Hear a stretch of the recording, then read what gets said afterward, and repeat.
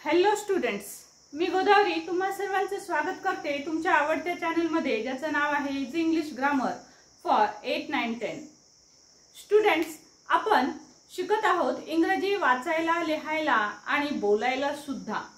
तर मुलांनो, आतापर्यंत आपण 17 पाठ पाहिले. याच्यामध्ये आपण वाचनासाठीच्या वेगवेगळ्या गोष्टींचा अभ्यास केला.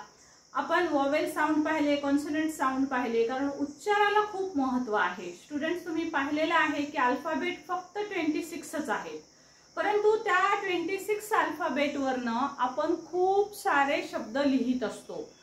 मग हे कसं जमतं, त्यासाठीचं आपण ते उच्चारशास्त्राचे अनेक नियम आपण आत्तापर्यंतच्या 17 भागांमध्ये पाहिले.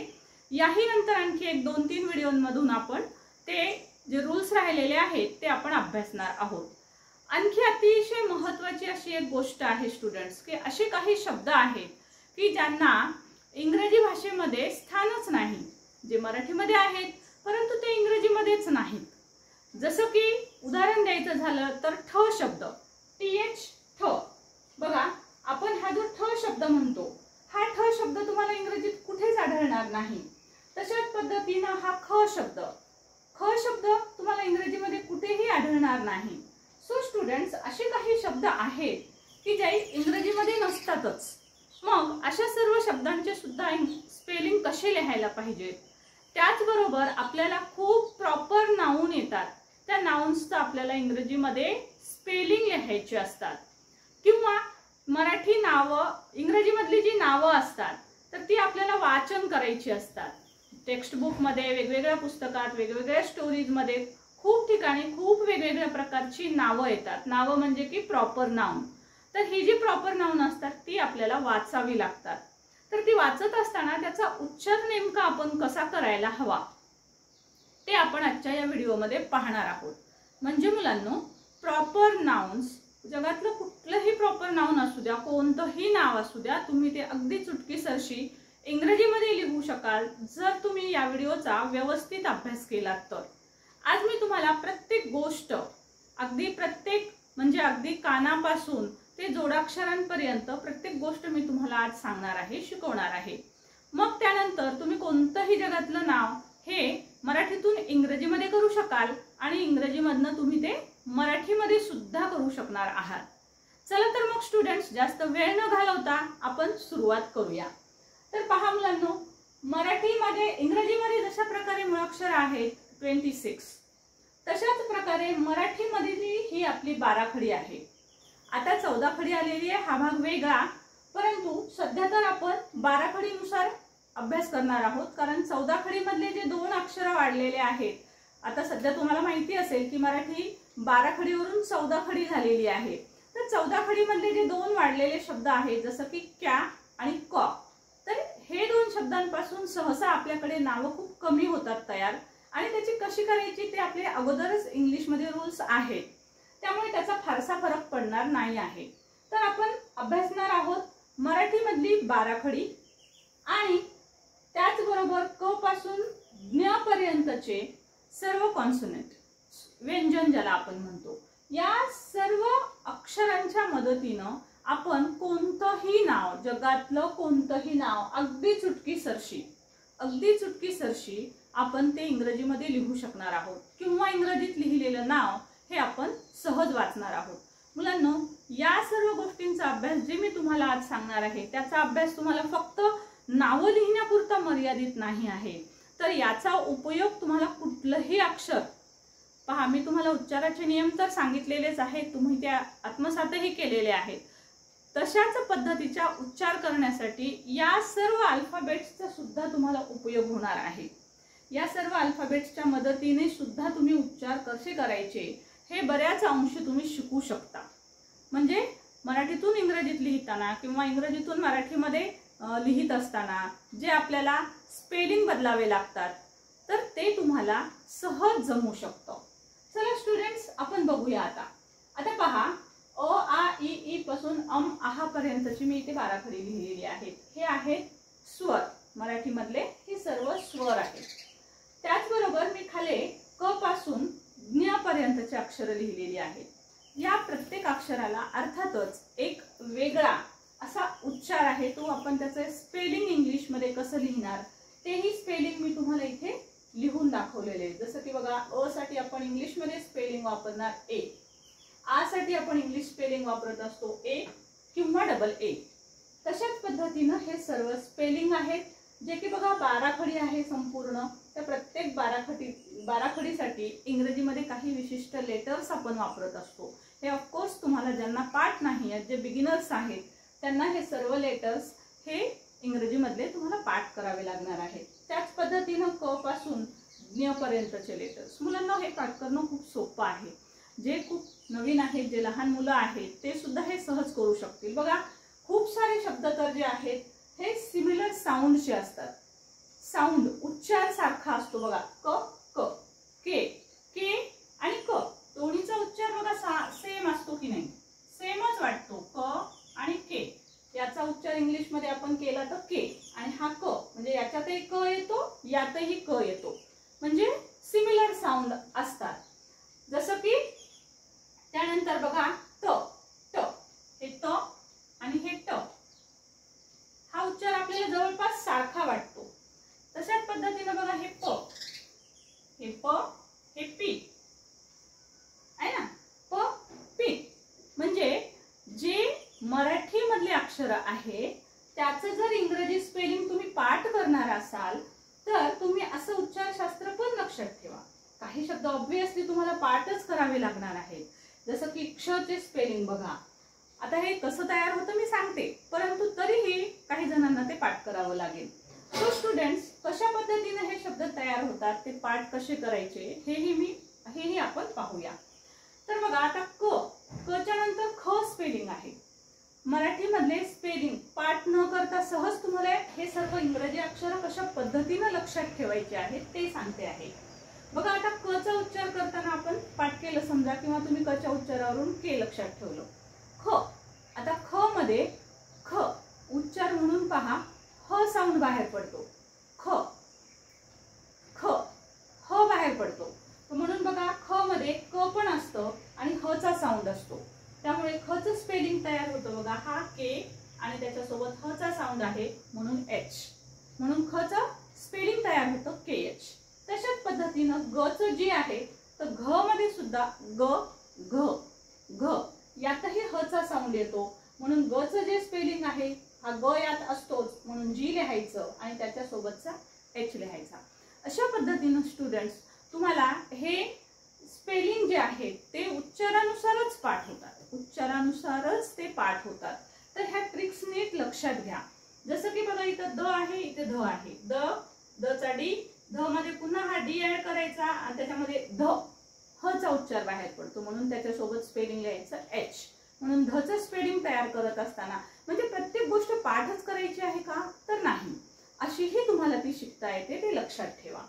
तर स्टुडंट्स, अशाच पद्धतीने हे सर्व साऊंड जे आहेत ते तुम्हाला परफेक्ट पाठ असणं गरजेचं आहे। बघा, आता काही ठिकाणी तुम्हाला दोन दोन साऊंड दिसतील बघा, झ जे आहे तुम्ही जेएच पण लिहू शकता आणि झेडही लिहू शकता। सो अशा पद्धतीचे काही लेटर्स आहेत, जसं की व असेल, वी लिहू शकता किंवा डब्ल्यू पासून पण तुम्ही सुरुवात करू शकता। हे आहेत नियम प्रॉपर नाउन्सच्या बाबतीत।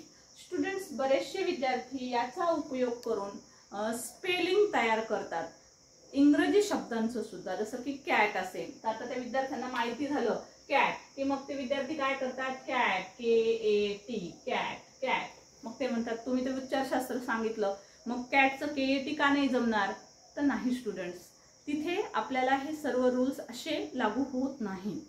ठीक आहे, तर हे आपल्याला रूल्स कुठे लागू होतात, तर आपल्याला त्यासाठी प्रॉपर नाउन्स जे आपल्याला तयार करायचे असतात। मग प्रॉपर नाउन्स कोणतेही असू शकतात, व्यक्तींची नावं, आडनावं असू शकतात, गावांची नावं असू शकतात, देशांची नावं, जिल्ह्यांची नावं असू शकतात, किंवा खंडांची नावं असू शकतात, किंवा तुमची पर्वतांची नावं असू शकतात, नद्यांची नावं असू शकतात, म्हणजे हे कोणतीही नावं, मग त्यामध्ये जोडाक्षर असो नसो, कोणतंही नाव असो, ते आपल्याला तयार करता येतं। तर बघा, आता एक स्टेप बाय स्टेप जाऊया, एक एक शब्द मी तुम्हाला सांगते कशा पद्धतीने तयार करायचा। आता हे संपूर्ण आपण यासाठी पाहिलं की आपल्याला हे सर्व शब्द कळाले पण पाहिजेत, म्हणजे स्पेलिंग लिहित असताना हे आपल्याला समजलं पाहिजे की ध लिहायचं तर डीएच लिहू का फक्त डी लिहू, त्यासाठी हे मी रूल्स सांगितले। आता मुलांना बघा, ही जी अ आ इ ई आहे आहा पर्यंत ह्या प्रत्येक लेटर्स जे आहेत हे आहेत स्वर. कुठलाही एखादा शब्द जेव्हा तयार होतो त्यावेळेस तो कॉन्सोनंट आणि वॉवेल दोन्ही एकत्र येऊन बनत असतो. मराठीतही सेम आहे, व्यंजन आणि स्वर एकत्र येऊन शब्द बनतात. मग आता आपण त्यापासून ही आपली बाराखडी तयार झालेली आहे. बघा आता आपल्याला कानाचे शब्द, उकारचे शब्द यापासून तयार होणारे स्पेलिंग तयार करायचे आहेत.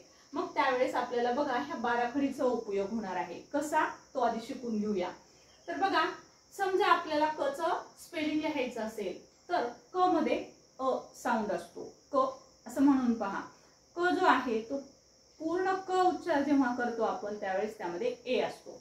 जर समजा क ला आता कुठलाही काना नाही काही नाही तर त्यावेळेस क चं स्पेलिंग लिहाल तुम्ही के ए. क ला जर आपण काना दिला तर आ मधला उच्चार बघायचा येतो का म्हणजे आचा साऊंड. त्यामुळे आपल्याला क साठी के लिहायचंय आणि हा जो काना आहे ठीक आहे हा जो आपण काना घेतो आहोत ह्या कानासाठी आपल्याला ए घ्यायचा आहे. डबल ए सुद्धा लिहित असतात परंतु इंग्रजीतले नाव प्रॉपर नाउन जेव्हा आपण तयार करतो तर इंग्लिश भाषा कशी आहे ती आखूड घेण्याचा प्रयत्न करत असतात. त्यामुळे डबल ए न लिहिता सिंगल एच लिहिण्याची पद्धत आहे काना जरी आलेला असेल तरी सुद्धा. त्यामुळे जास्तीत जास्त वेळेस तुम्हाला सिंगल एच लिहिलेला दिसेल. सो कानासाठी लिहायचा आहे ए. त्यानंतर पहिली वेलांटी आली बघा क ला पहिली वेलांटी तर क साठी मी स्पेलिंग लिहिलंय के जे की ह्या क साठीचं स्पेलिंग आहे. पहिली वेलांटीचे स्पेलिंग लिहायचंय I K I. Okay. So students अशाच पद्धतीनं की दुसरी की चं आपल्याला स्पेलिंग लिहायचं असेल तर क साठी के आणि दुसऱ्या वेलांटीसाठी डबल ई. कू हा यू लिहायचा आहे कू ऊ साऊंड बघा कू ऊ लिहायचा आहे म्हणून उकार तर के यू. अशाच पद्धतीनं आहा. आता बघा हेही साऊंड लक्षात घ्या. कौ साठी ए यू पण येऊ शकतो आणि ओ यू पण येऊ शकतो. स्टुडंट्स जनरली जास्तीत जास्त ए यू लिहिलेलं असतं पण ओ यू लिहिलं तरी चुकीचं नसतं.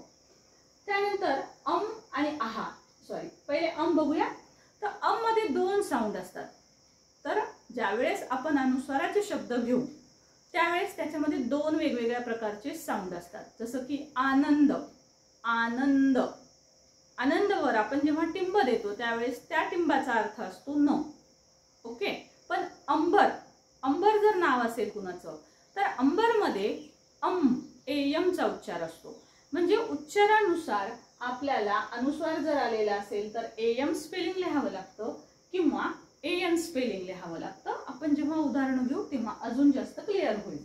त्यामुळे मी कमचं स्पेलिंग पण असंच लिहिलंय के ए एम किंवा के ए एन. चला तर स्टुडंट्स आता तुम्हाला सर्व शब्दांची प्राथमिक ओळख झाली असेल. कका केकी कुकू कुकू हे सर्व तुम्हाला बाराखडी पण आता तुम्हाला छानपैकी इंग्लिश मध्ये सुद्धा ज्यांना हे येत नाही त्यांनी ते पाठ करा. समोर ठेवा. सुरुवातीला प्रॅक्टिस होईपर्यंत हळूवारपणे पाठ होईल. फारसं पाठांतर करायची गरज नाही कारण कसे सिमिलर उच्चार असतात ते मी सांगितलं तुम्हाला. न चा न आहे ना या न चा न म एम एम मध्ये म शेवटी येतो म एम म एम. सो असे सिमिलर साऊंड असणारे पण खूप सारे शब्द आहेत. त्यामुळे य वाय वाय य येतो शेवटी म्हणून असे सिमिलर साऊंड आहेत. सो फारसं पाठांतर करावं लागणार नाही. मुलांनो आता आपण सुरुवात करूया कानाच्या शब्दांपासून. विदाउट काना मात्रा असे शब्द सुरू करूया आपण. ठीक आहे. तर बघा समजा आता शब्द आला असेल कुठलंही एखादं नाव आलं असेल प्रॉपर नाउन आपण सुरुवात करूया छोट्या छोट्या शब्दांपासून. समजा तुम्हाला कमलचं स्पेलिंग लिहायचंय. कमल हे एका मुलीचं नाव आहे तर कमलचं स्पेलिंग लिहायचंय. आता कसं लिहिणार आपण. आता कमलचं स्पेलिंग ज्या वेळेस लिहिता तुम्हाला एक वेळेस फोड करून दाखवते स्टुडंट्स. पुन्हा नंतर मात्र आपण सहज स्पेलिंग तयार करू शकतो. बघा क तर क मध्ये कसं असतं क अधिक अ. सो हा क अर्धा लंगडा आणि त्याच्यामध्ये अ साऊंड असतो. त्यानंतर म चा सुद्धा साऊंड कसा तयार होतो तर म अधिक अ. राईट. त्यानंतर प्लस हा ल साऊंड तर ल पण त्याच पद्धतीने तयार होत असतो. ल अर्धा प्लस त्यामध्ये येत असतो अ.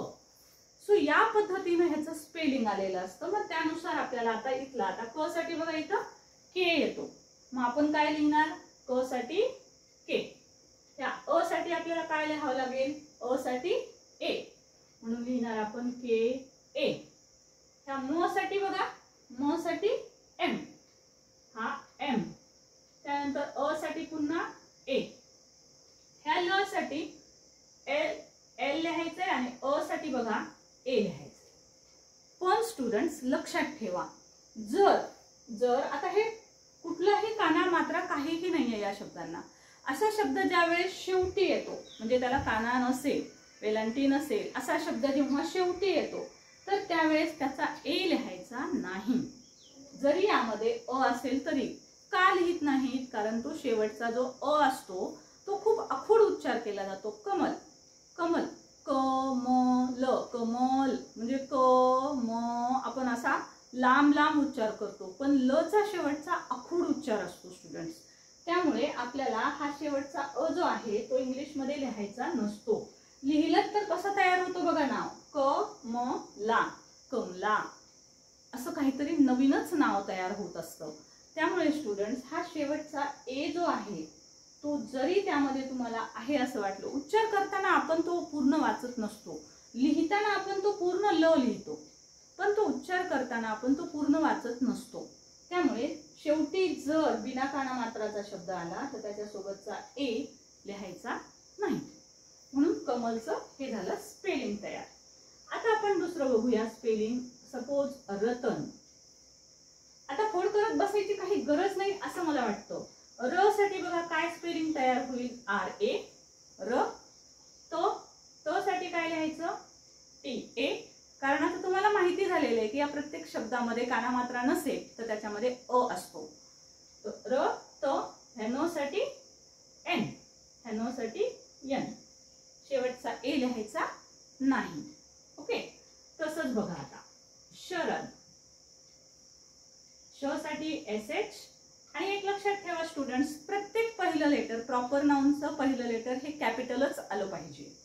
सो बघा हा थोडा एस मोठा लिहिते मी, एस एच ए, श.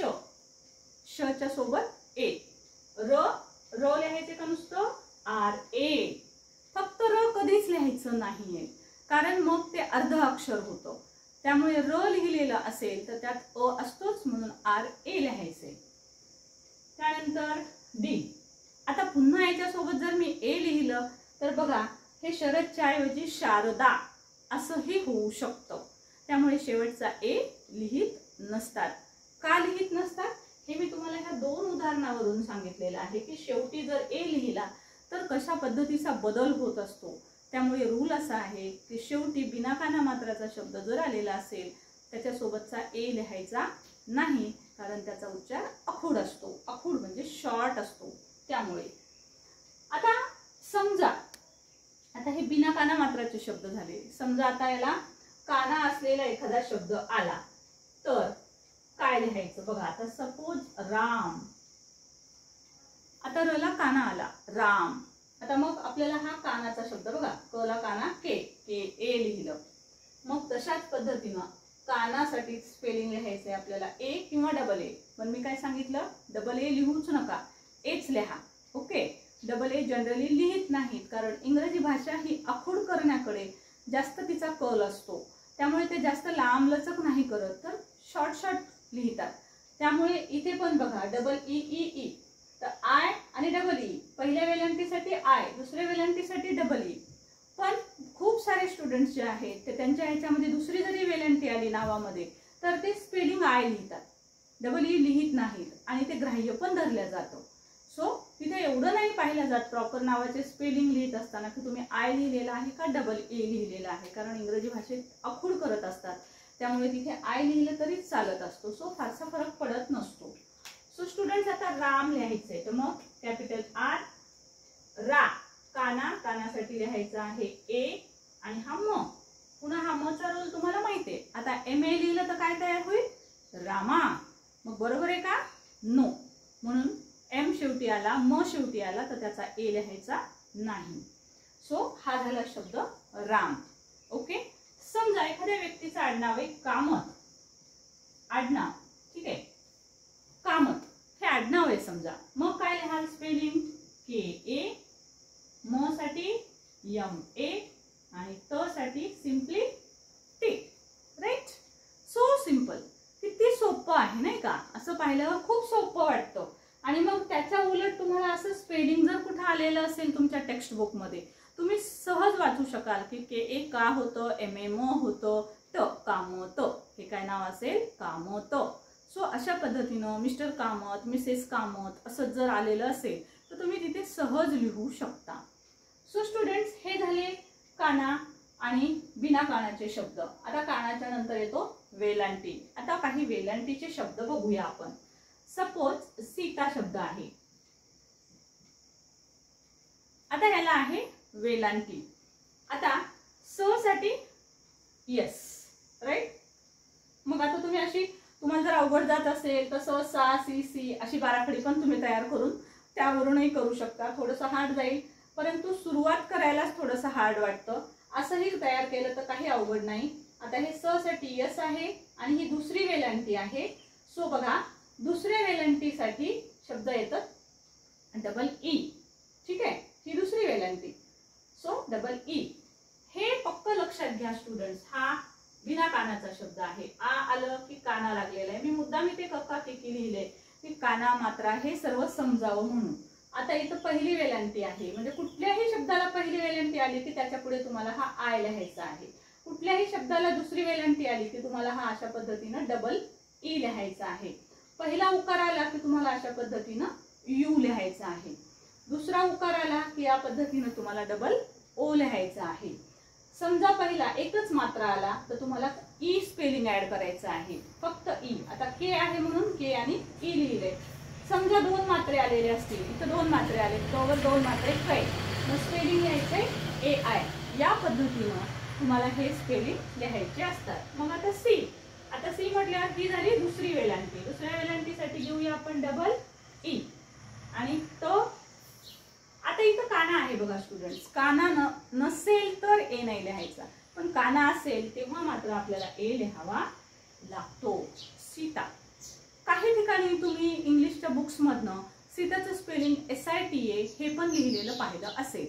मी त्याचं कारण सांगितलं तुम्हाला की इंग्रजी भाषा आखूड करण्याकडे कल असतो.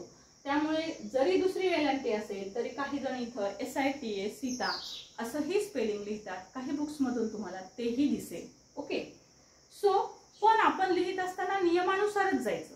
आपण जनरली आपल्या स्वतःचे नावं लिहिताना किंवा आपल्याला कोणी लिहा म्हणून नावं सांगितले, त्याचे स्पेलिंग लिहा म्हटलं तर आपण बाय रूलच जायचं. जर आपल्याला पहिली वेलांटी असेल तर आपण आय लिहायचं, दुसरी वेलांटी असेल तर आपण डबल ईच लिहायचं आहे. ओके. सो स्टुडंट्स, या पद्धतीने आपल्याला वेलांटीचे शब्द लिहायचे आहेत. आता वेलांटी नंतर बघा असेल उकार. आता बघा उकारचा शब्द सांगते मी तुम्हाला. कुणाल. ठीक आहे. उकार. आता क साठी के कॅपिटल लिहूया. पहिला उकार आहे, पहिल्या उकारासाठी यू. So K you. ना. ना म्हटल्यावर NA आणि ल. आता ल हा शॉर्ट करायचा उच्चार, त्यामुळे ए शेवटचा लिहायचा नाही. कुणाल. ओके. सो याच पद्धतीनं सपोज समजा कोणाचं नाव असेल पूर्वा. आता हा जोड शब्द पण येतोय. जोड शब्द ऍक्च्युअल मी तुम्हाला नंतरच्या ह्याच्यात घेणार आहे, पण ठीक आहे, अजून एक शब्द तोपर्यंत इथं सांगते. आपल्याला हा डबल. आता हा दुसरा उकार आलेला आहे त्यामुळे इथे घ्यायचा आहे डबल ओ. र.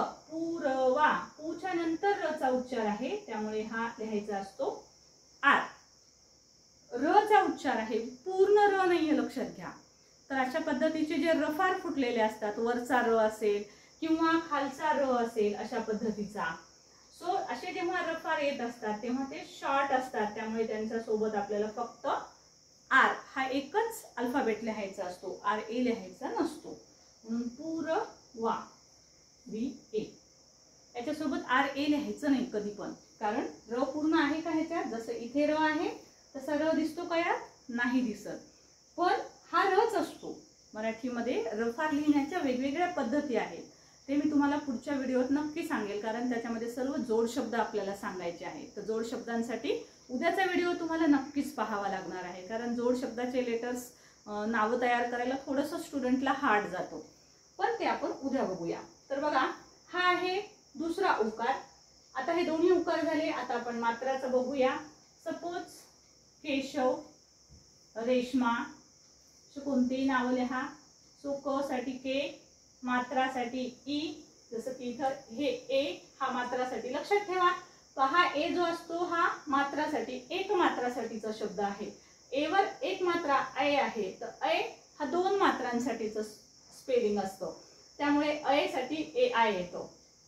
तर के ई क, त्यानंतर श साठी एस एच ए, आणि ह्या व साठी व्ही. ए लिहायचा नाही, व लिहू शकता किंवा डब्ल्यू पण लिहू शकता. जनरली वच लिहिल्या जातो. सो स्टुडंट्स, हे झालेले आहेत तुमचे मात्राचे शब्द. त्यानंतर बघा, एक काना आणि एक मात्रा असे आपल्याला शब्द पाहायचे आहेत. सपोज शब्द असेल शोभा.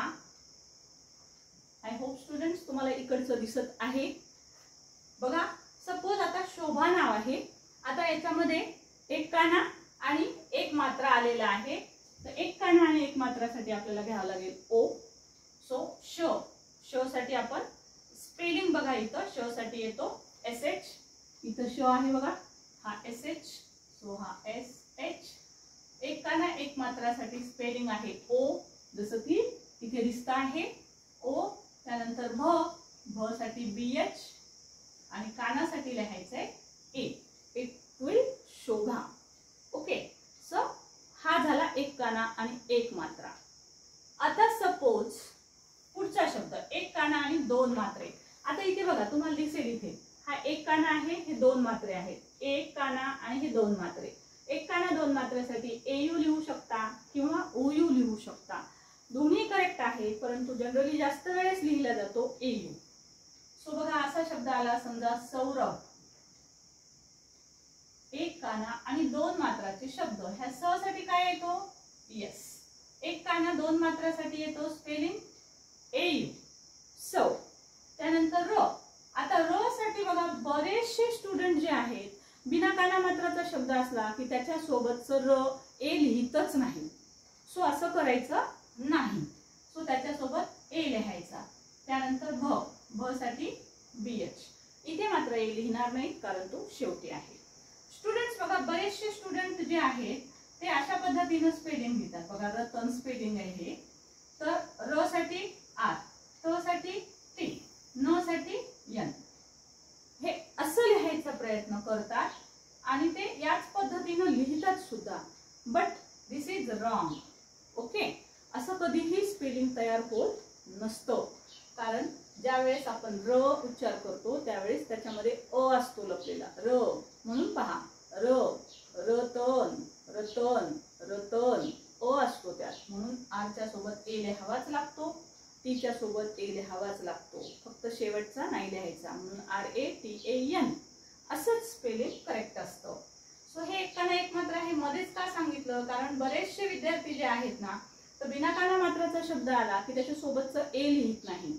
मग ते ए नाही लिहिलं की मग तो जोड शब्द तयार होतो आणि तुमचं स्पेलिंग चुकतं. सो स्टुडंट लक्षात ठेवा. तर एक काना एक मात्रा झाले. त्यानंतर आता बघूया आपण अनुस्वार असलेला शब्द. For example Ambar, Angad. Okay, Ambar आणि अंगद दोन बघूया आपण. अंबर. आता याच्यात उच्चार करून पाहायचा. अंबर, अ आणि म आलं. सो अ आणि म आलं तर तुम्हाला ह्या अ साठी लिहायचंय ए आणि ह्या अनुस्वार साठी लिहायचंय एम. अनुस्वारचे एम किंवा एन दोन लेटर आहेत. सो अनुस्वार आला तर उच्चार करून पाहायचा म चा उच्चार आला म्हणून मी लिहिलं एम. त्यानंतर ब साठी बी ए, र साठी आर. अंबर. नेक्स्ट अंगद. आता इथे उच्चार नीट करून बघा. म चा येत नाही. म म्हटलं की ओठाला ओठ चिकटतात स्टुडंट्स. बघा, म्हणून माझ्या लिप्स कडे लक्ष द्या. म साऊंड येत असेल तर हे दोन्ही लिप्स जे आहेत ते एकावर एक येतात. सो एम साऊंड आला तर लिप्स चिकटले पाहिजे. लिप्स चिकटत असतील तर मचा साऊंड आणि अन. आता माझ्या लिप्स कडे पहा. म्हणजे दोन्ही लिप्स एकावर एक येत नाहीत. मग ज्यावेळेस एकावर एक लिप्स येत नाही त्यावेळेस एनचा साऊंड असतो. लिप्स एकावर एक येत असतील तर मचा साऊंड असतो, लक्षात ठेवा. मग अशा वेळेस आणि ह्या अंगर, म्हणून इथे मला लिहायचं लागेल ए एन. त्यानंतर ग साठी आपल्याला लिहावं लागेल जी, त्याच्यासोबत ए. आता द साठी स्पेलिंग आपल्याला पाठ असणार आहे यातलं, ज्यांनी ते केलेले आहेत. द साठी येतं डी, अंगद. ओके स्टुडंट्स, आहाचा उच्चार करून आपल्याला कुठलेही नाव वगैरे लिहायचं काम पडत नाही, जरी तो बाराखडीमध्ये असेल तरी सुद्धा. सो स्टुडंट्स, अशा पद्धतीनं हे वेगवेगळे उच्चार. टेक अ स्क्रीनशॉट, मी तुम्हाला बोलते तोपर्यंत स्क्रीनशॉट घ्यायचा आहे तुम्ही. सो स्टुडंट्स, आजच्या या भागामध्ये मी तुम्हाला सांगितलेलं आहे की कशा पद्धतीनं मराठीतलं जगातलं कोणतंही अक्षर असो ते तुम्हाला मराठीमधनं इंग्रजीमध्ये त्याचं स्पेलिंग तयार करता येईल. त्यासाठी मी बघा तुम्हाला ह्याच्या फोड करून पण दाखवल्या. ॲक्च्युअल फोड करून वगैरे इतकं सांगत लिहित बसण्याची गरज नाही आहे प्रत्येक वेळेस, फक्त समजावं म्हणून एक वेळेस मी फोड केली. तर स्टुडंट्स, अशा पद्धतीने ही सुरुवात आहे, हा बेस आहे. आजचा व्हिडिओ म्हणजे हा बेसिक आहे. सो आजच्या नंतर आणखी एक भाग आपण याच्यातच पाहूया की जगातलं कुठलंही अक्षर पण जोडाक्षराचे जर तुम्हाला नावं लिहायचे असतील तर ते कसे लिहायचे ते थोडंसं लक्षपूर्वक करावं लागतं. त्यासाठी तुम्ही नेक्स्ट व्हिडिओ पण नक्की पाहणार आहात. मला होप्स आहेत, आशा आहेत. आणि तुम्हाला मी पुढच्या व्हिडिओत हे पण सांगेल की या सर्व शब्दांचा उपयोग, मी तुम्हाला म्हटलं होतं की मराठीतून इंग्लिशमध्ये नावं लिहायला आणि तेच नावं इंग्रजीमधले मराठीत वाचायला दोन्हीही आपल्याला पाहायचं आहे विथ एक्झाम्पल्स. आणि याचा उपयोग तुम्हाला इंग्लिशचे इतर स्पेलिंग पाठ करताना पण कसा होतो, किंवा त्याचं स्पेलिंग पाठ न करता सुद्धा त्याचं स्पेलिंग लिहायला कशी मदत होते तेही मी तुम्हाला जरूर व्हिडिओत सांगेल उद्याच्या. सो उद्याचा व्हिडिओ बिलकुल मिस करू नका. आणि ज्यांना हे येत नाही, बिगिनर्स आहेत, त्यांनी याची प्रॅक्टिस जरूर करा. आणि जगातलं कुठलंही नाव हे स्वतः लिहा. आईवडिलांना सांगा की मला विचारा, मी कोणतंही नाव लिहून दाखवेल आणि ते लिहून दाखवा. व्हिडिओ तुम्हाला नक्कीच आवडला असेल. यातली सिरीज पाहायची असेल तर अगोदरचे 1 ते 17 जे भाग झालेले आहेत तर त्याची लिंक डिस्क्रिप्शन बॉक्समध्ये पण आहे. चॅनल सबस्क्राईब करून घ्या, कारण कधी कधी 2-2, 3-3 व्हिडिओज पण मी अपलोड करत असते. ते पाहण्यासाठी ते आलेत का हे तुम्हाला सहज कळू शकेल. त्यासाठी चॅनल सबस्क्राईब पण करा. आणि हो, लाईक जरूर करा. तुम्ही जितके जास्त लाईक कराल तर तेवढं जास्त आम्हाला इन्स्पिरेशन मिळतं आणि पुढचे व्हिडिओज अजून जास्त चांगल्या पद्धतीने आम्ही तुमच्यासमोर प्रेझेंट करतो. सो स्टुडंट्स, व्हिडिओला लाईक करा, शेअर करा, कमेंट करा आणि चॅनल सबस्क्राईब करून घ्या. Thank you so much for watching. Thank you so much.